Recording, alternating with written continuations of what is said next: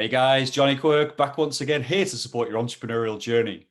Okay, cool. So today I'm delighted to say that we have international career and leadership coach Zeva Bellel here from Paris. Zeva, welcome to the show. Hey, thanks for having me here, Johnny. I'm very, very excited and honored. It's great to have you here. And I'm really excited because actually, from my point of view, for having known you for a few years now, you're pretty much exactly how I would describe solopreneur success. But maybe first off, in your own words, maybe you could describe exactly what your business is and what it does. Sure.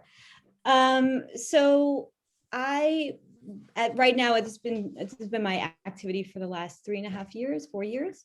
So I help women who are at a crossroads in their career. Maybe they are, in a situation, a professional line of work that they really are not feeling very aligned with, or they've left something. Maybe they had a burnout or a geographic relocation, or they're returning from maternity leave and they're not sure what their activity should be next, Yep. or they have a project that they've created and they feel like they're not 100% themselves in what they're doing. And so it's like three categories of people who are looking for ways to be more themselves and more fulfilled in their professional activity.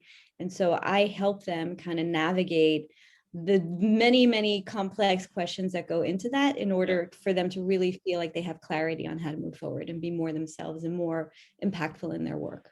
Very, very cool. So it's almost like a kind of refresh, restart, reboot type thing. Yeah, but sometimes it's kind of like a rebirth. Okay. Wow. Without The getting fourth too one, the fourth re, we're evolving already. because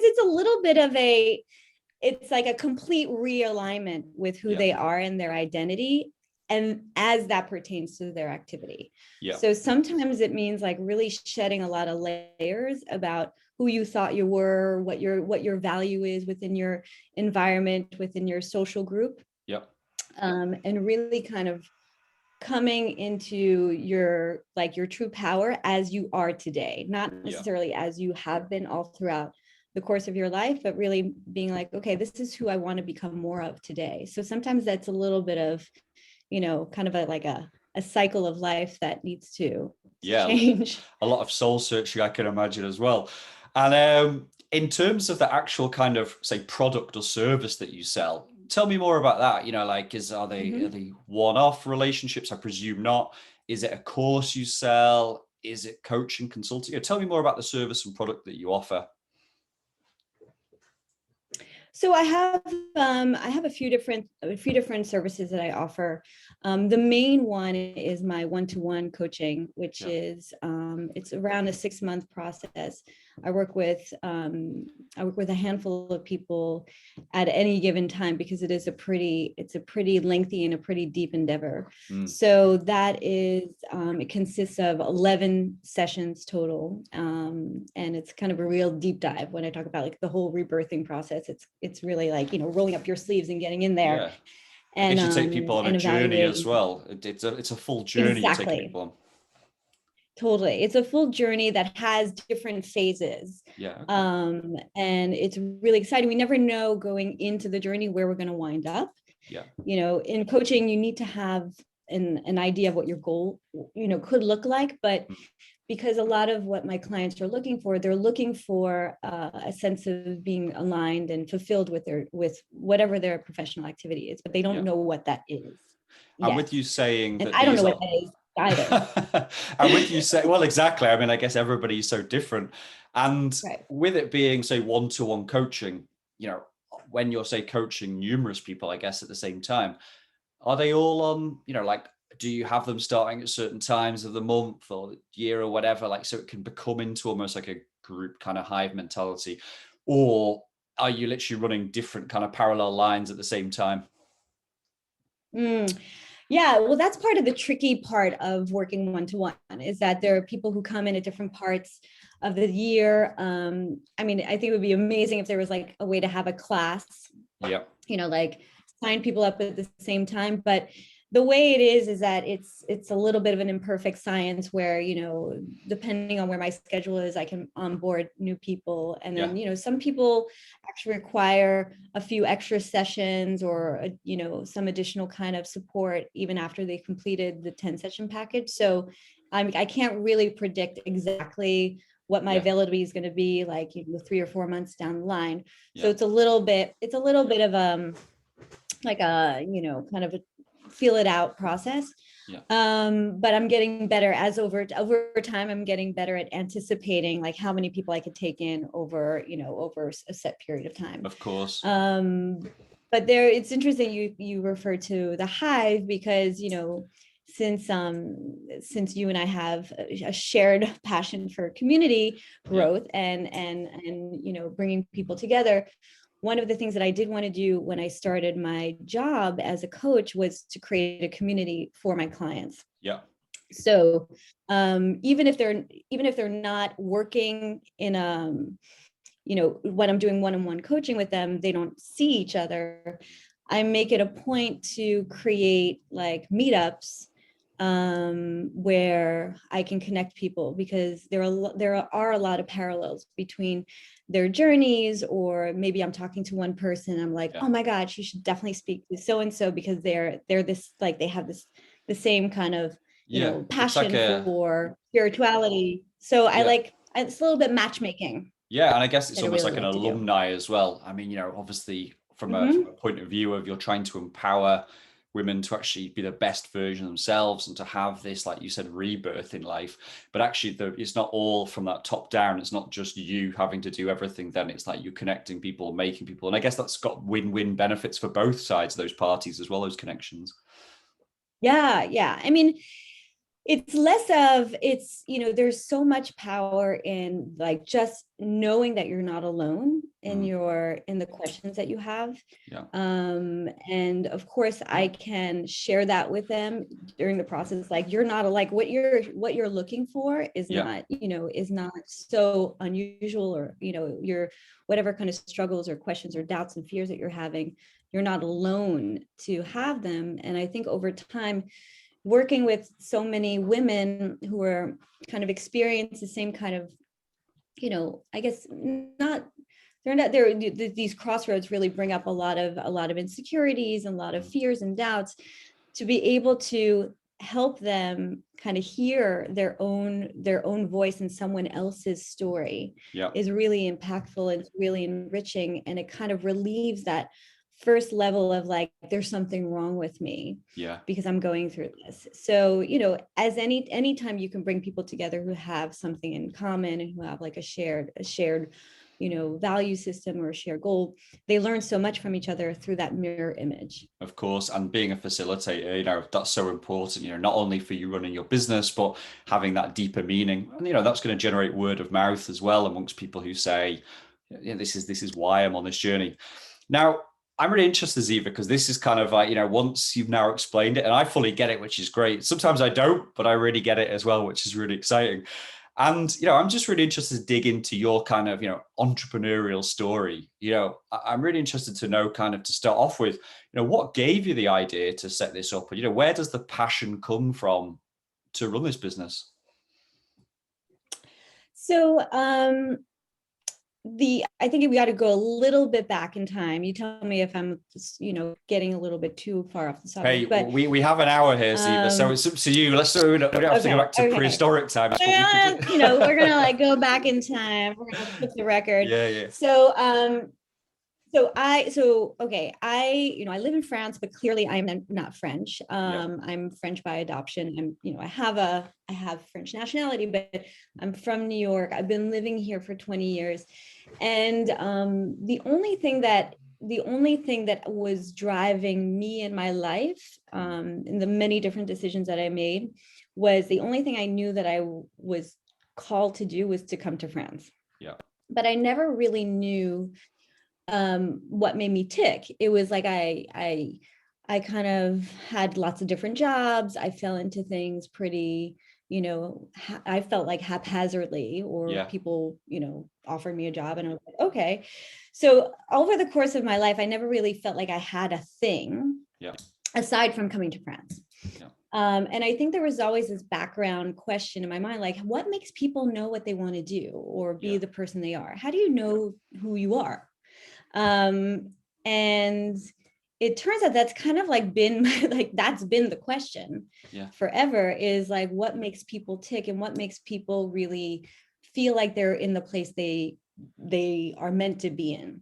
Yep. And so now where I am today, I can kind of connect the dots. You know, I was a journalist for 10 years. I was a marketing director and team leader. I started my own blog for a while where I was interviewing people who had these really kind of niche expertise. And what happened was that at the end of 2016, you know, the company I worked for, that we worked for, decided to do a complete reorg, and we all lost our jobs. And it was a moment to kind of like think about what I really wanted to do next. That wasn't just some kind of opportunity that landed in my lap, or, you know, like a continuity of the marketing director. I just was like, what is it I really want to do? Like, if I, you know, what makes me really interested, and what have I always been kind of trying to understand? And so luckily I was given that time, because I, you know, was on unemployment. And so in France, you're set up really nicely to have some time in between jobs to think about what you might want to do. And so coaching is something that I had been like, I had heard the term. I had a friend who was a coach. Every time he talked to me about what he did, I was like drooling all over myself, because it was really much, it was like a lot of the stuff I was trying to put into my job as a marketing director. Like I was really like, you know, trying to grow your voice and tell me what's special about what you want to do. You know, it was what I love the most, but it wasn't necessarily the best match for you know, for the company. It was kind of like square peg, round hole, you know, like I'm trying to find some Venn diagram bit. Right. I was really trying to wrap it up. And it, you know, there was a lot of enthusiasm around that, but there was something that always made me feel like it's not really 100% the right stage for that. And then with coaching, it just sounded like, wow, but that's what you do all the time, is, you know, ask people questions so that they can discover more about themselves and how they want to be better in their lives, how they can make a deeper contribution. So it really just became quite clear to me that that was the next best step for me, was to at least look into coaching.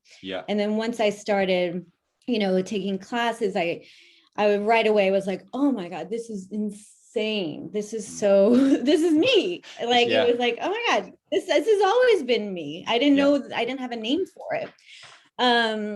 So yeah, that's how I kind of came to it. It was very much like a happy, it was a very happy discovery that this thing that I had heard about that sounded like me was me. And then to add the additional aspect of, you know, working with women specifically, was something that came out during my coach training, because I kept bringing up the fact that I really wanted to help women who were maybe like struggling to find that sense of self and place in their role in the same way that I had. I really wanted to do that for that group. It's really interesting what you say as well, because it's almost like your road on the way to self-actualization, you know, and we talk about self-actualization a lot here because most of the solopreneurs, solo entrepreneurs, small business owners, they're doing it from a place of passion. However, they've got to the point when we're doing this podcast, they have reached that because of the journey they've been on. So maybe moving to France was the first part of that self-actualization, but then obviously you are helping other people self-actualize. You're trying to dig in what motivates them, what makes them tick. Would that probably be about right? Absolutely. And I think that like that term self-actualization is exactly what this is about. It's you know, it's about creating a career, sure, but it's about like the self-actualization on the road to figuring out what you want to do. and that there are different, milestones along that path. And for Yeah. me, the first, kind of like the first big one was actualizing this dream that I had since I was a little girl of living in France. Yeah, and I guess getting those, think about the Maslow pyramid, say, in an interesting way, getting the basics right and building on top of that, so as then people can be the best version of themselves. I'm interested as well because you talk a lot about coaching. You talk about, the service you offer. When did you start to think of it as being almost like a business? Did you see, after the redundancy, the retrading, did you see it as a growing, you know, sustainable, even scalable business? Did you get excited by the business side of it, or was the business stuff just tacked on because it's kind of how you wanted to spend your days? I think they're kind of inseparable. Yeah. Right away for me, it was like, well, I'm going to coach and I'm going to make a living as a coach. So Yeah. that means I have a business. So, so It you actually wasn't, saw it as you saw it as basically being like, this is me now, this is what I'm doing, and you're fully committed to that as well. I did. Yeah. It was for me, that I guess it was when I got trained as a coach, it was really that was the moment for me to, kind of answer that question. Is this Yeah. something that I could do and grow and be really great at? Yeah. And want to become really great at. And Um, the nice thing is we'll dig later in terms of like, like some of your tips as well to help people kind of do that. But, you know, do you come from a background of entrepreneurs? Like, have you got, being an entrepreneur in the blood? I know obviously we talked about what you wanted to do with your life, but, do you have that entrepreneurial bug and support system with entrepreneurs? I love that question because I think I do. Without, I don't, it's not something that's like top of mind, but when Yeah. I think about people in my family, I mean, there were some people absolutely no in my family were like full on, just lifetime social, civil Yeah. servants. And Yeah. my dad was a teacher, my grandfather, was part of the union.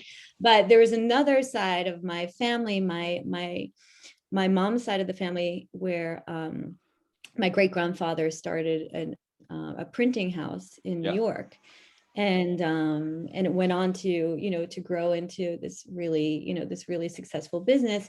And my grandfather inherited the business, and all of my family worked there. And so Yeah. I grew up going to the family business, the Yeah. family shop, So it actually and seemed achievable to you, like doing your own thing. yeah, I thought there wasn't an absence of a model like that in my life. Yeah. Also, my stepdad, he started a video store Yeah. in Queens in the 80s, Yeah. Yeah. when it was a little Wow. I was bit going to kind of say like the hot new. that would be hot and new. I can imagine it now. It'd be the coolest place in town. And I remember as a kid, like in the living room when we got a whole bunch, like we got our delivery of video cassettes, and I was like shrink wrapping the boxes. And I had the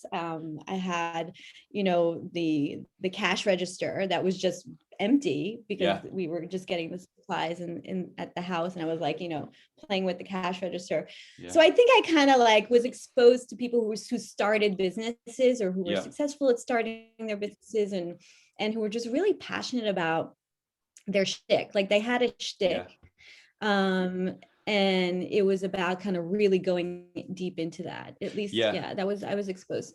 And I think that's kind of, a good point because, people have different answers for this. Some people say, oh yeah, the entire family was, I didn't feel pressurized into going into it, but had this DIY ethos. I had the idea that I could definitely do something myself, or that one day I would. Or some people say I've had absolutely no entrepreneurial bug, but I fell into it through exposure or whatever. There's many different journeys on the way to doing that. And it kind of has me now, like Zeva, to follow this up because you've now been doing this. Like, let's say you did your training and maybe you set up in say 2017 or something. So a good 3 or 4 years behind you now of growing this business. Do you ever think you could go back to a salaried position? Like for a company. Whether you were contacted by a business who said, "I really want you to come and work full time for me," or you were just like, "Oh, I want that." Like, do you think you could ever go back? I don't know. It depends on who would reach out. Um, Brene Brown, if you're listening. Right, okay, I know. You want me to join your team? Yeah. I think that it would have to be, such an amazing fit, and that there was a way for me to really kind of build on what I'm doing and what I know. But it's hard for me to imagine that right now. But yeah, there's some times where I hear like, Brene Brown, who I'm totally obsessed with, and I listen to every podcast that she's done. And sometimes she's like, me, on our team, we do this. And I'm like, oh my God, Brene Brown's team. Yeah. They're like, sorry, ladies. It's just like, I'm sorry to cut you off halfway through your journey, but I've just had this massive offer, So, yeah. Yeah, but honestly, aside from her, I don't know who would be able to, like, take me away from what I do today. But I mean, there's certain parts about, truthfully, like there are certain parts about being an entrepreneur that are challenging, because you are, you're really working, with your own stuff all the time. And I think sometimes I have a little bit of nostalgia, let's just say, like a little bit of nostalgia for being part of a project where there are lots of different people who are kind of picking apart at the same problem from different perspectives, and that kind of, the creative, environment and the stimulation from having lots of different people working together. So more of kind of like a team mentality sometimes can be, who can make me very, very nostalgic. And we had a really great one. But so I can't see myself leaving what I'm doing now to work for another company. But if it were like transferring my whole thing into another company, I don't know. Yeah, it's like, I guess it's a guaranteed payday, like you said, not to just be talking about cash, but like I said, if you could do your thing for a company and have that with a bigger vision, then that could work very, very well.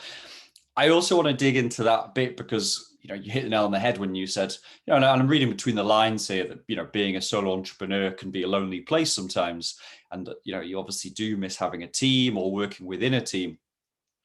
Has that got less over the years? Has the scariness of that, maybe from day one, and the what am I doing here, I'm starting from zero, kind of subsided a bit?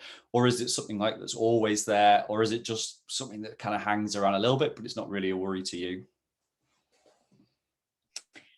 I'm like, it's not scary for me to do my thing on my own. That's not, it's more of a feeling of, it could be really fun and inspiring to be around other people. So, or like, I miss those kind of conversations with peers, who, have different perspectives on the same kind of problem.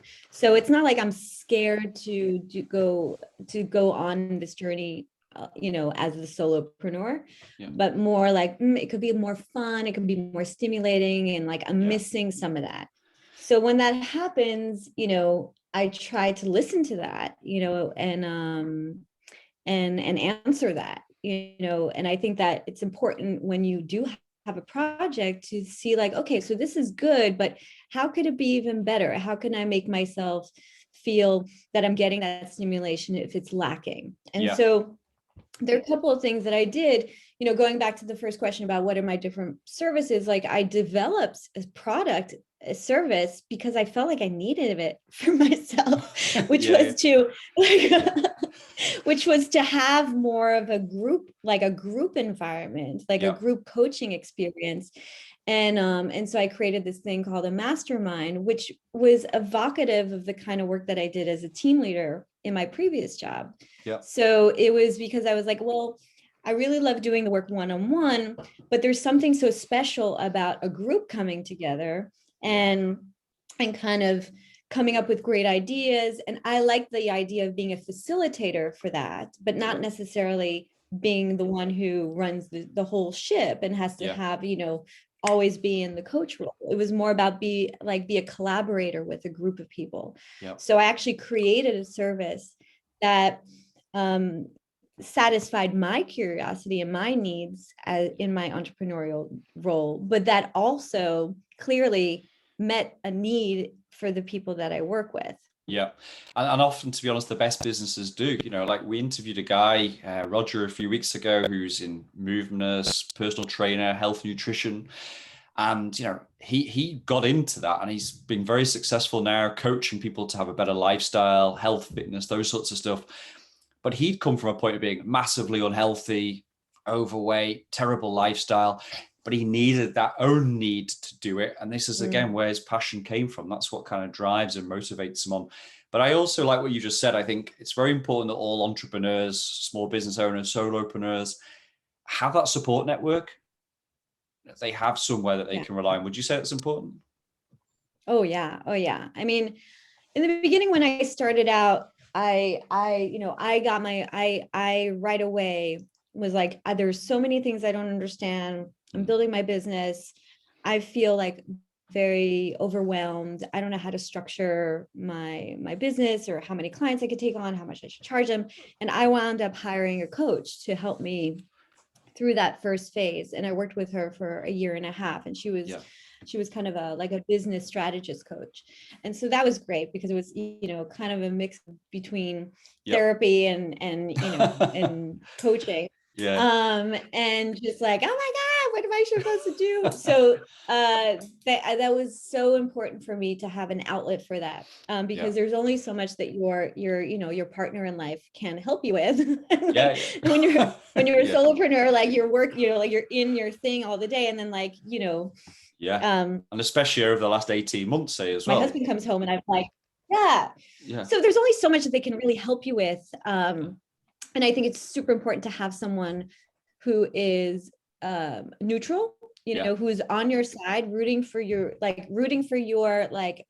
success and for your growth and for your fulfillment, but who isn't invested in your life, from a personal perspective. Of course. So definitely, I would say find whoever that is. If it's a coach, if it's like a group, a community, I think it's vital to have other people that you can talk to who are going to be able to root for you and root for your your best self, but be cautious about bringing it home, because there's a whole other set of responsibilities and criteria and expectations. And no matter how much your partner is a big fan of yours and loves you, they see the world through their own specific eyes. Prism, or so they don't see them through your eyes. And that's good independent advice, people, as well. It's much cheaper than a divorce as well, or whatever down the line as well. So right, Zeva, that's all amazing, because first off, I get a really good vision of passion for setting up your business, why you did it, just basically what motivates you to obviously do this, which is really exciting. But we're now moving on to stage 2 of our call today, where I talk with the individual solopreneurs, entrepreneurs that we have join us, and just try and get a bit more about your tips, maybe, to help other entrepreneurs, no matter what industry they're in, like how they could be a better business person or whatever. So I'm really interested to start maybe looking about how you approach goal setting, and how maybe anybody could do that. I grabbed a little bit off your website. You're talking about clarify, excavate, slice, strengthen. I hope your website's up to date. I sometimes put people on the spot and they say, no, this was last year's stuff. You're like, whose website is that? Exactly. It's like, oh no, who would have thought there's 2 Zeva Bellels out there and Paris doing the same thing? Go and get their lawyers in touch. But, if say I was an entrepreneur and I was looking to really try and set some solid goals for this year, how would you approach goal setting? What are the most important tips and takeaways you could give to any entrepreneurs about how they could achieve their goals? Yeah, I mean, I would think goal setting is such a complex question. And in terms of, there's a little bit of a double way I can answer this. When I'm working with clients, we're working on establishing what is the goal of their coaching journey. So there's some very specific things that we look into, and it's kind of setting the goal, identifying the goal is a huge component of the coaching process, because it's very hard to know what is the goal that you want to go after.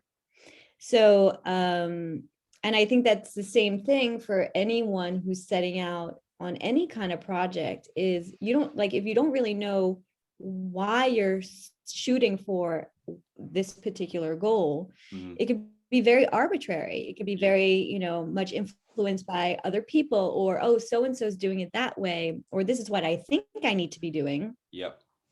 I think I need to be on Instagram, 5 hours a day, but like, why?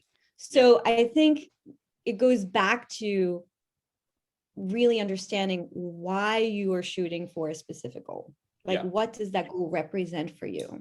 Yeah. So in the coaching process, it's very much about, okay, so what is it, what would be really cool to have happen? Like, what would you love to see happen within this particular period of time?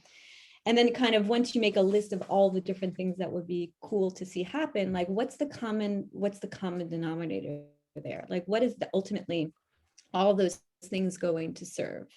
And if you achieve that, what happens next? Yeah.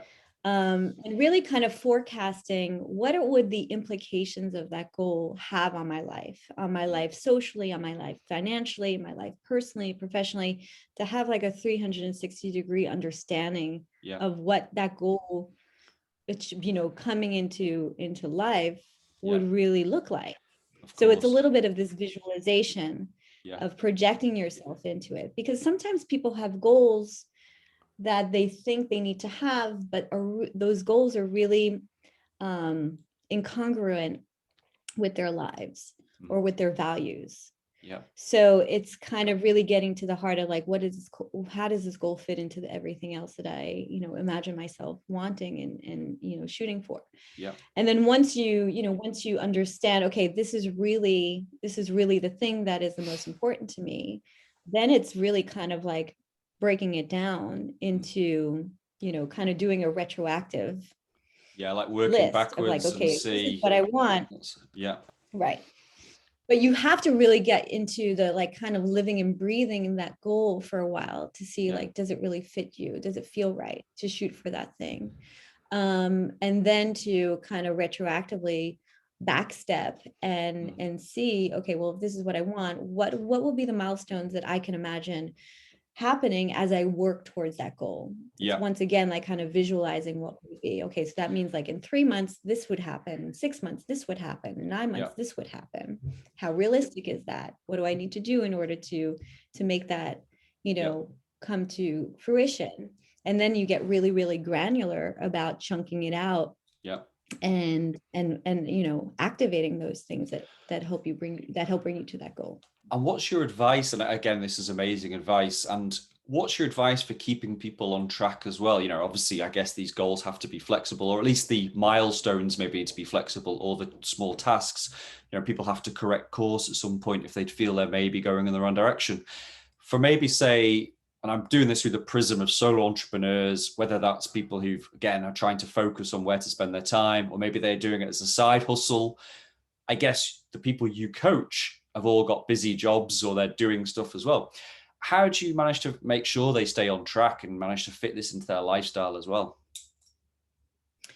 Well, I mean, I think that it's about having that, kind of self-compassion as well for, for yourself and what you are able to achieve or not. We beat ourselves up a lot because we kind of set really lofty goals that aren't realistic. So,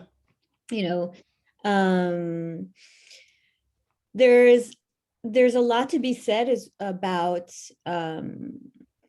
seeing when things don't work out in the way that you have planned. When did they go off course? What happened? Did you get stuck at a problem you didn't have the answer to, and so you like went down a rabbit hole for the entire day, watching Bridgerton? Like, cool. But but that could be productive. It's a good insight into your life here, Zeva. You're just like, do you know if there's any more new series of it yet? Because I've got through it in 2 days. So the thing is, when there is a goal that is set, and it seemed like it was the right, like it made sense and it was achievable, and okay, supposed to, theoretically it should work. If it doesn't work out, it's important to see what happened that set it off course. Yeah. So was it because you started to doubt yourself? What is it because it was too complex? Was it because it wasn't the right time? You didn't have enough information. Yeah. Maybe you need some additional support. So we can very often just say like, well, I'm not disciplined enough. I'm a perfectionist. I'm determined. I'm not strong-willed. I'm not ambitious. Yeah. As a way of kind of, putting things on our identity. Yeah. Like it's an identity call, when actually it's more of a behavioral call. Like, what didn't work here? When did I stop doing the thing that I thought I wanted to do or needed to do? So that's where we get kind of granular into what were you saying to yourself? How did you feel? Like, where did that go? And sometimes it's really just, it's things that are really easy to correct, but it requires a little bit of a, kind of observation of the situation as opposed to just kind of blanking it, getting yourself into, kind of an identity rut. I'm someone who can't, fulfill my expectations, or I'm not good enough at this, or I'm not cut out for that. It's not that you're not cut out for it. It's just that maybe you don't have the tools to understand, what made you get stuck where you were. And I really like what you just said, behavioral as opposed to identity. I guess it's probably having the, I don't know if you call it emotional intelligence or whatever, but having the analysis of the situation and actually trying to externalize it and say, these are things which I need to work on and get better at, but it's not about me, it's about the situation. It's about identifying those and learning from those mistakes, or learnings, we'll call them, as you move along. Yeah, absolutely. Yeah, I think it's super important to like dissociate these large like identity calls, where you're just kind of putting yourself in some kind of, big bucket. Yeah. This isn't for me. And dissociate that from, the act, like what prevented me from taking action here. Yeah. Externalizing it. And I'm really interested as well to kind of like get your input in terms of how you build relationships as well with people. So, like, I guess, some of your stuff is obviously offline, or was pre-COVID. You'll be doing some online stuff as well. What's your approach to kind of relationship building? Is there any kind of like tips and tricks that you have? Just to, I guess obviously being genuine and natural and listening is such an important thing. But, I say this because so many relationships is so important in terms of selling products or build relationships, community, whatever. What are your top tips for that? I would say learn to listen really well, is like tip number one. Don't, in any relationship really, if it's for work, if it's with your, with people in your personal life, is to really ask questions because you want to hear the answer from that person. Before you offer advice, or before you decide what your next, thought is, or how you can, what you want to offer, or like really, really try to listen to what's being said. And once you can, like, read between the lines too, is like, what is this person looking for? Or, if they ask you a question, frequently in my, when I'm speaking with potential clients, I have a list of questions that I always ask in my discovery calls, because I want it. It's kind of like when you're recruiting someone for a job, you want to stay like as close to like a neutral script, so that everyone has the opportunity to be themselves within those spaces. So, and like really listen to what they're saying. And, part of the coaching skill set is, reformulating what people say. And so, you listen really deeply, and then you say, so what I'm hearing is this. And being able to say back to someone what you heard, maybe there are going to be some, some slight changes in the way that you describe it, if they feel like you really heard them and understood what they were talking about and what they're moved by, or what they're, struggling with, already that's like, I don't know, you've gone like, so far ahead of 99% of the world. So like, it's simple, but it's not simplistic, and it takes effort and it takes practice. But I would say like the number one factor in building relationships is really, really hearing what people say. And if you want to test it out, just say it back to them and make sure that that was what they were saying. Okay. I'm hearing you here, Zeva. It's about building this trust and listening to people. Did I pass the thing? And as a journalist of 10 years, you have to tell me whether I'm doing this. It was all right. I will get better. I've made the notes here as well, which is very, very important.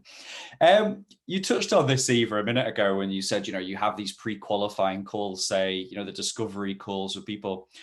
What is your kind of like lead generation process like? What's that kind of almost like pre-customer journey like? I presume obviously because you're not in the macro level. It's not like you're selling bulk here. You're working with clients who are obviously paying you a decent amount of money to obviously go on this journey with you. You're obviously able to develop the niche which you have. Obviously, it's a big niche, but like what's that kind of pre-qualifying journey from you finding a lead to then the discovery call and then saying, right, are we going to do this? What's your kind of, I hate to call it sales tactic, but how do you convert somebody from an interested to a sale? Well, I think that what's been very effective is making sure that the way that you talk about your services online, anywhere or because I have a newsletter, I also have a blog. Yeah. And since I was a journalist before, it's a way for me to kind of, keep those little, skills and fresh, like keep in mind nice and sharp. But it's something that I really love. Like I love telling stories. And so I try to get into the mindset of, the person who I most want to work with. Okay. Yeah. Like the ideal customer, like my ideal customer, where is she right now in her process, like in her journey? And since I've worked with a lot of ideal people, like my kind of people who I know that I can really help and that I want to help, there's that synergy. I can kind of like groove into that. Like, okay, so this is my lady. She's like, this is what she's worried about. This is what she's struggling with. This is what, she's like, can't stop thinking about. And then I, draw from that base and kind of bring examples or bring stories to her that I think are going to help her feel less alone and feel connected to like the journey that she could potentially take with me. Maybe not, but at least she's going to feel like she's gotten some value out of the story that I've shared.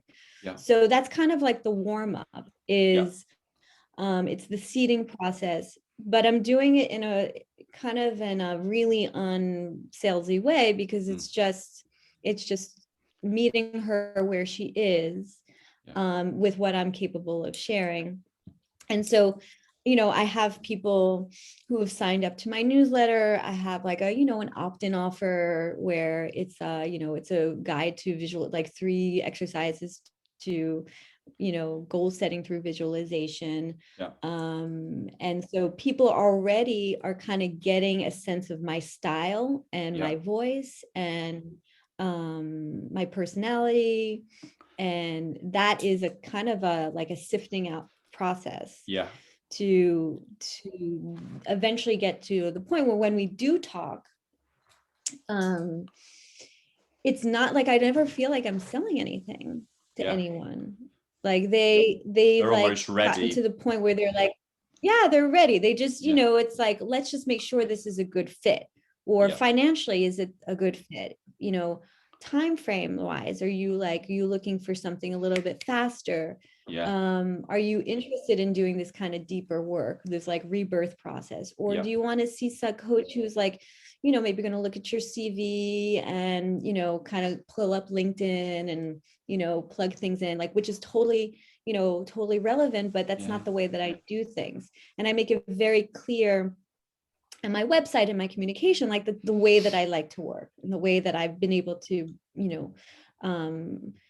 help people along in their journey. And I, so by the time they get to me, it's like, okay, it's either absolutely, or I have a few, or maybe not, but it's usually closer to this sounds great. Yeah, and I think that's great what you've just been saying. It's almost doing that initial persona work, which you've identified. It's being able to craft something which is obviously highly relevant. I really like how you do your case studies on the website. You know, there's a wide variety, but it's showing almost that person who's maybe interested in your services, who these people are, and I guess whether they fit in with their lifestyle. I mean, there's a good, I don't know how many, there's 10 maybe, say, or something on there. So like you said, I really like that. It's not like you're just spamming people on LinkedIn or you're doing loads of broad outreach. And also, I guess, as you've matured the company, you've reached a point where you can be, I don't hate to use the word picky, but you actually can choose the people. It's got to be a two-way street here, that you both align on where you're going. And I guess that builds a deeper relationship long term. Yeah. I mean, sometimes it's very, I don't like, for somebody I'm saying like generous, but it's really very wonderful to help someone, even if it's not about making the sale, even if it's about like helping someone get the right person for them. So if I feel like it's not me and they feel like it's not me, that's great. Like, that's okay, because they're going to go and find the person that they're meant to work with. So, and I'm going to not work with someone who is maybe not the right person for me to work with. So it's this weird, you have to really kind of get your ego out of the game, at those moments. But I think that over time, I've been able to like grow that, kind of different perspective. Like, okay, well, if so-and-so says no, or I'm not feeling like maybe they need something else. Maybe they need to go into therapy first before they work with me. Yeah. And it's like, sometimes it's hard to like come to terms with that. Because you're like, well, I kind of do want, like, there's stuff about it. It sounds really, it's interesting, it's challenging, but then a moment it's just like, okay, is this the right fit? Yeah, for both of us? And I like being okay with articulating when it's not. Yeah, I like what you just said as well. Like, even from a point of view where, like you said, if they're maybe not at that right stage, maybe they need something deeper, maybe they don't, but it's, you're able to act in a way that actually, still gives value to them, still helps on their journey. And, that one didn't work out, but, the vast majority of the time it will do. And I guess that's when your reputation comes in as well, because people talk positively about you, even if you haven't been able to coach them, Right.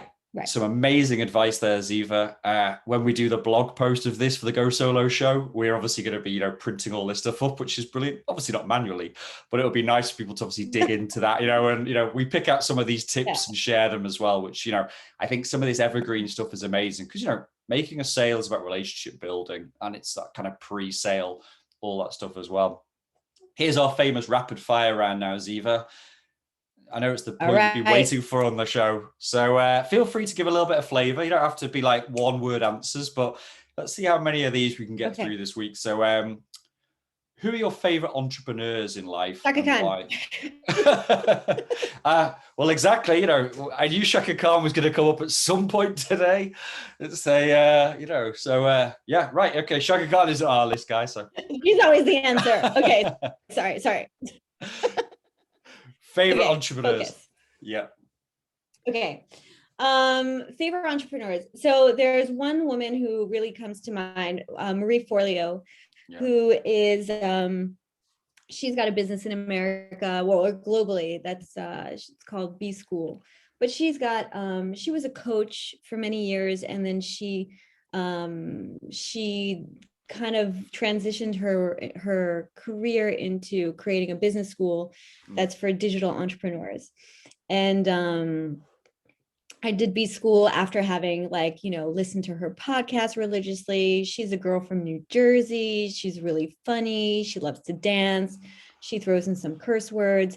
she's got like a lot of flair. And I think that what I have learned the most from her as like an entrepreneurial model is that like you can have a lot of fun. You can Yeah. have a lot of fun building your business and being you in your business. Yeah. And Be not trying to yourself be on there. anyone else, not trying to like do it like, Mary down the block or, Josephine, but like, do it your way. Yep. You get inspired by other people, but figure out like what your personal flavor is, like what makes you distinctive and special, and like that is such a great foundation to already have under your belt. And then like people will be drawn to you who are meant to be drawn to you. Yeah. But if you're not being yourself, then like who are you? Yeah, Being? exactly. And people will always find their own tribe as well. So it kind of makes sense, be yourself, and and those people will find you. This is great, and she's not on our list yet, and we're compiling this Cool. as well of our guests. So it's a great thing, as we build out these separate blogs with best entrepreneurs, favorite books. Who in life is your most inspiring person? I mean, right now I have to say, I'm so loving Brene Brown. I know I mentioned her before, but she's also, I mean, I would, technically she is an entrepreneur, but she's like, um, she's just such a like a role model for being incredibly authentic and really courageous. And she's built up a whole repertoire of books around leadership and leading in ways that are uncommon for the historic vernacular of power over people, but more power with people. And I think that she's done some incredible work over the last couple of years, specifically with 2 podcasts that she has, Dare to Lead and Unlocking Us, where she interviews people in such an incredible way. And I just like, I love her style. I love her brain. And I love how she lets her brain and her curiosity get messy sometimes. And so I think that, it's really inspiring to have that normalized, where you don't have to be, a perfectly formed expert. You can go through the learning process, like live and on camera with your audience, and show them what it's like to like connect the dots. Because I'm someone who I love the moment where like you can see those connections being formed. And she shares that process with her audience. I'm going to check it out. I only listen to the Go Solo show, so I don't know any other podcasts. No, I'm joking. I listen to a load, but I'll be sticking them on my list, Zeva, as well, to check into that as well. On your business journey the last few years, what would be like the one, I guess, business book that you would maybe encourage to people? I mean, I don't know how much business book reading you do, but is there something which you felt really helped you on your journey, or something that you would put to people wanting to start, run, or grow a business? The thing that's funny is that I did a lot of business. Like, it turns out I read a lot more about that when I was, working as a manager, because I was really into the way the brain worked and, behavioral psychology. So it's not so much business as more about how we could kind of train our brains to help us get what we want. So and just kind of model processes to help us achieve our goals. So there is one book I think is really interesting that I have it here with me. I have a pile. Wow, how prepared. I know. So this book I read actually when I was at Yelp, and just for the benefit of everybody on the audio podcast, what's it called? HBR's. Okay, right. It's Harvard Business Review's 10 must reads, and all around the subject of managing yourself. So it's on managing yourself. If you read nothing else on managing yourself, read these definitive articles from Harvard Business Review. Very nice. And it's just a really great collection of essays from lots of different writers and thinkers and experts about what is it really about becoming a great self-leader. Yeah. How to manage oneself, like what are the what are the benchmarks that you're striving for? And there's a really great forward here that I recently came back to. And it's called How Will You Measure Your Life by Clayton M. Christensen. Okay. And I come back to this all the time, because sometimes when you're on an entrepreneurial path, you can get really kind of logged, like focused on the external success milestones, feeling, a certain degree of, am I legitimate enough in the eyes of people? How I'm not confident enough, which usually has to do with the fact that you don't think that other people see you as legitimate. Imposter syndrome. So I feel like that can get very, very, very prickly. It's kind of a never ending, rabbit hole. Where if you want, you can go there, and there are always going to be other people who have done it longer, have written more books, are doing TED Talks, etc. But if you're only focused on that, you're not going to do any work. So basically here it's more about like how, if you focus less on the quote is, don't worry about the level of individual prominence you have achieved, worry about the individuals you have helped become better people. This is my final recommendation. Think about the metric by which your life will be judged, and make a resolution to live every day so that in the end, your life will be judged a success. Wow. That's some deep shit, Zeva. Now, like that's our soundbite as well. This is the tag, right? The Go Solo show's over for the rest of the day, guys. Let's leave it like that now. So it's very, very good. That is going into our library for entrepreneurs as well to pick up as well. But yeah, really, really good. I love that quote as well. You kind of talked about this very, very briefly just then, but what do you do yourself to keep a strong work-life balance, from making sure that work doesn't seep into your life? I guess it's obviously is very close to the relationship you're building. Obviously you've taken a lot on from your clients. What do you do for work-life balance? Well, I think one of the funnest parts about being an entrepreneur is that you can design your life and your week however you want, as long as you allow yourself to. So, the number of clients I take on is up to me. The amount of time I spend, making dinner, playing tennis, walking around the city, that's up to me.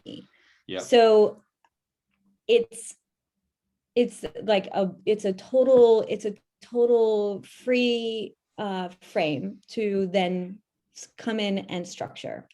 So I like to really, use my schedule as a reflection of the life that I want to have.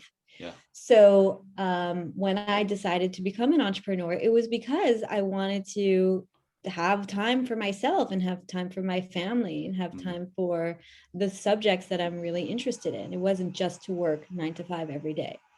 And what's great about the work that I do is that it's so fulfilling and inspiring to me that when I'm not working, I'm thinking about things that I could draw from and bring into my work. So I would say like the tip that I have is I really use my schedule in a strategic way. Like I see clients on specific days. I see clients on Monday, Tuesdays, and Thursdays, and I have the set schedule. Like, I don't see evening clients. It's a choice.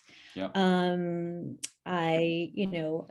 only take on a certain number of clients per week, knowing how much energy and focus goes into all of those all of those sessions. So I know that like I now know how much I can budget for. And when I'm not, on Wednesdays and Fridays, I'm doing things like, talking to you, speaking with discovery call people.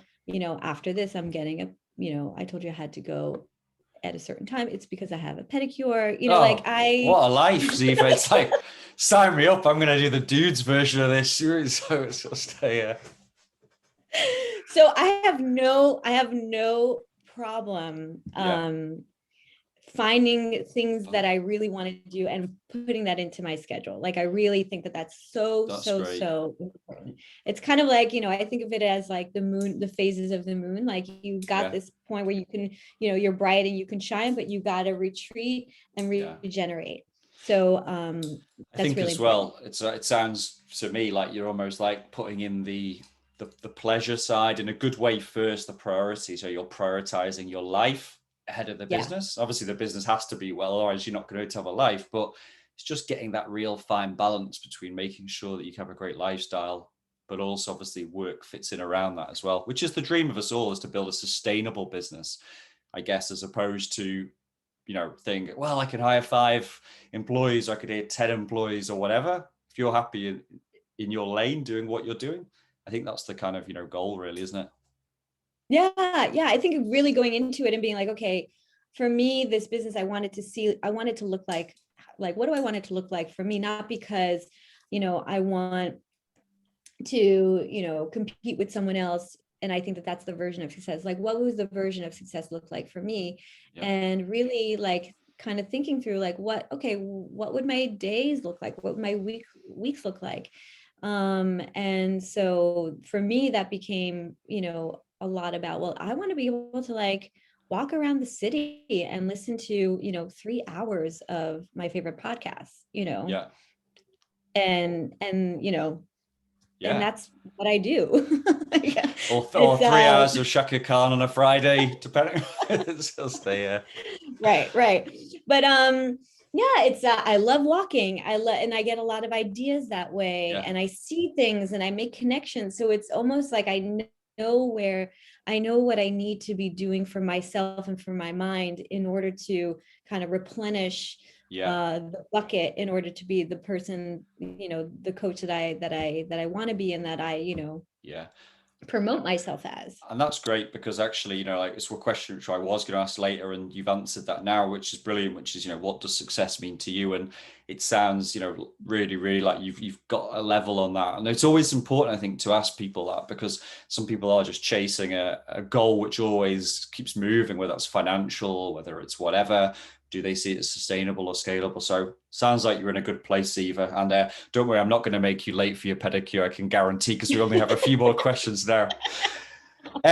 In your business journey, do you have like a funny anecdote or something which has maybe come up, that maybe was a bit awkward at the time, soul destroying, whatever, but actually now you can look back on? We all have these moments. What's happened to you? I was thinking about that. I don't have I'm sure there's so many, but there's one that really comes to mind. And like you had asked earlier if I had like an entrepreneurial bug in me, or like some kind of genetic predisposition.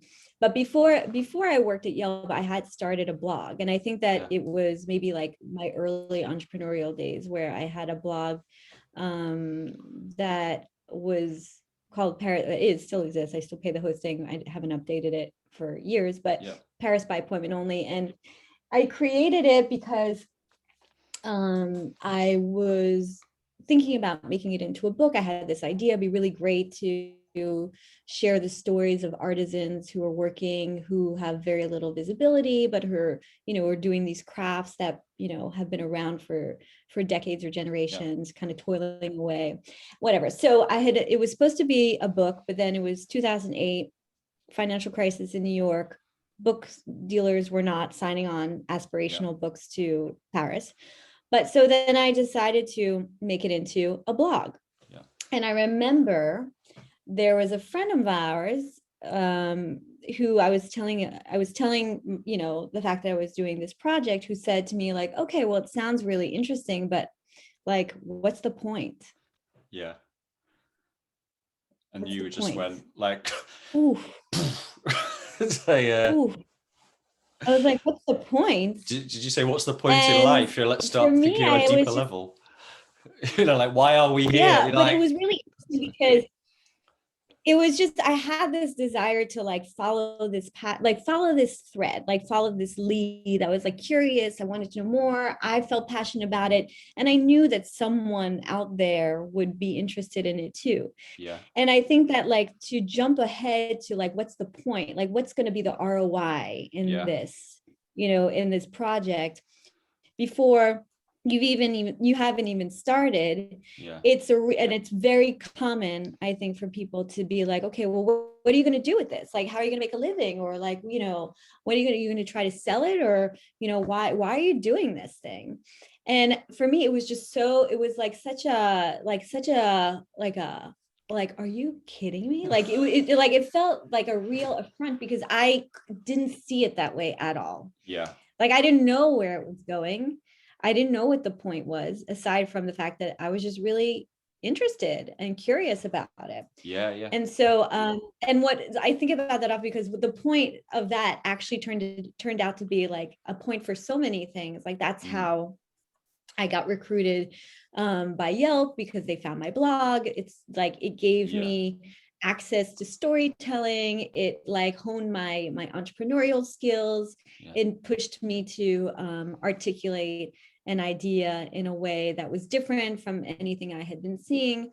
So there were so many points to it, and I just think it's really funny that like that was like it was supposed to halt me in my tracks, and it did everything but.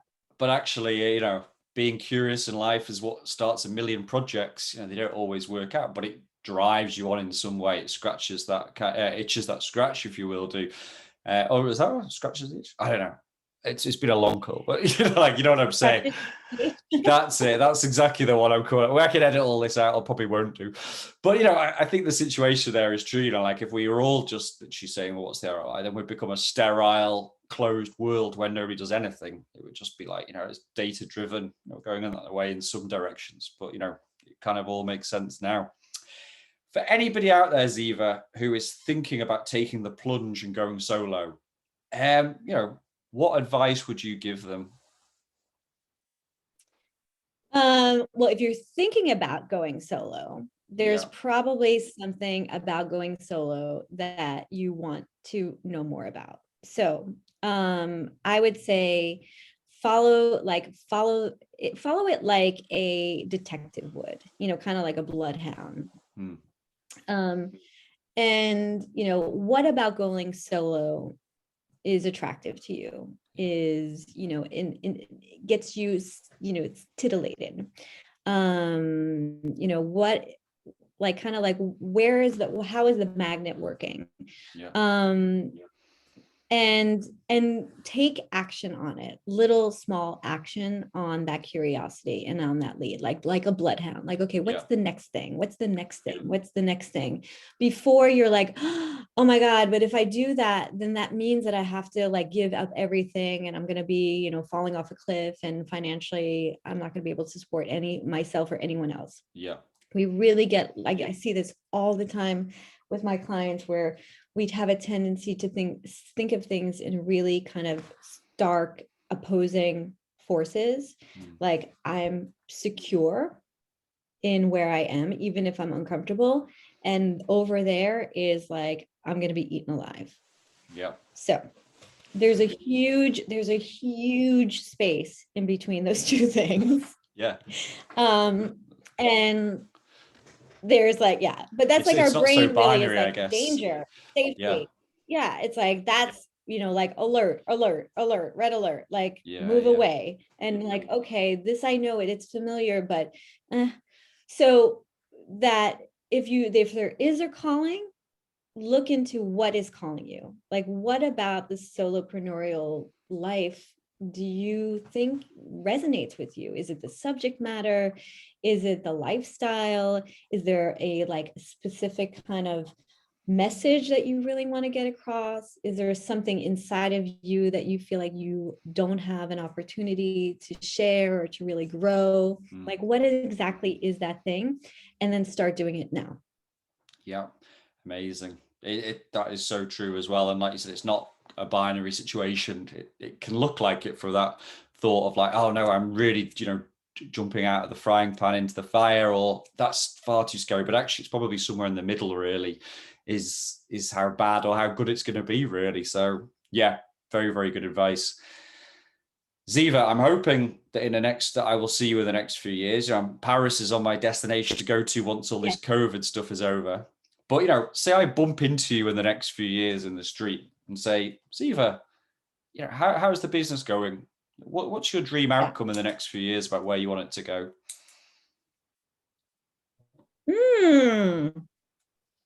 I like this question, Johnny. Okay, you bump in. I've got a wonderful group of one-on-one clients that I'm working with that I see maybe twice a week. I have published a book on, I don't know what yet. Okay. Let's be curious. You know, what's the ROI? What's the point? What's on it? And I probably also have a podcast. I think that podcast, or I don't know what's going on with this Clubhouse thing, but some other like a platform for me to interview people. I'm fascinated by people's journeys, by what makes people tick when they have those discovery moments, those aha moments that kind of put them on a different kind of trajectory. So I think the world that I would embody in a few years is that I have my coaching. I'm doing a combination of different things, one-on-one coaching, like a group coaching service like I have now, because I love bringing people together. But then I've also taken the time to kind of dig deeper into my ideas and have created something that is an expression of that.